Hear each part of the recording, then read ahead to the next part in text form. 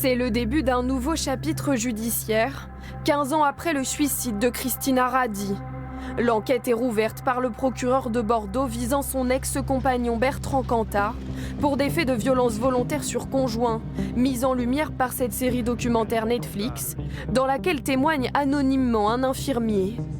C'est plusieurs personnes de mon entourage qui m'en ont parlé, ce qui m'a décidé à le regarder. Et il m'a paru assez naturel de me refaire sortir ce dossier-là pour pouvoir comparer au regard de toutes les pièces que je suis parvenu à retrouver.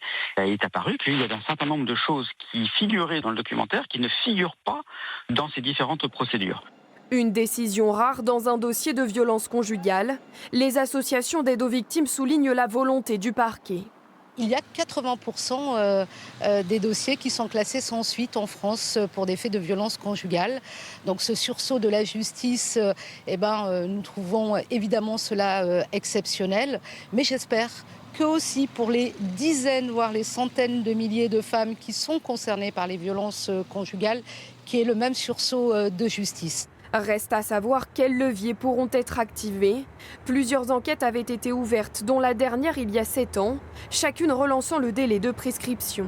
Une loi de 2017 qui est entrée en vigueur en mars 2017 a étendu les délais de prescription qui sont passés à 6 ans. Donc il va y avoir effectivement des vérifications un petit peu techniques à faire. Il se peut aussi que l'enquête continue aux fins de manifestation de la vérité, quand bien même une prescription serait d'ores et déjà acquise dans ce dossier, notamment par exemple aux fins de vérification de l'existence de nouvelles victimes, puis pour permettre aussi à celui qui est visé notamment par ce documentaire d'apporter des explications dans le cadre et dans le respect de la présomption d'innocence. Le chanteur de Noir Désir avait été entendu pour la dernière fois dans cette affaire en 2018.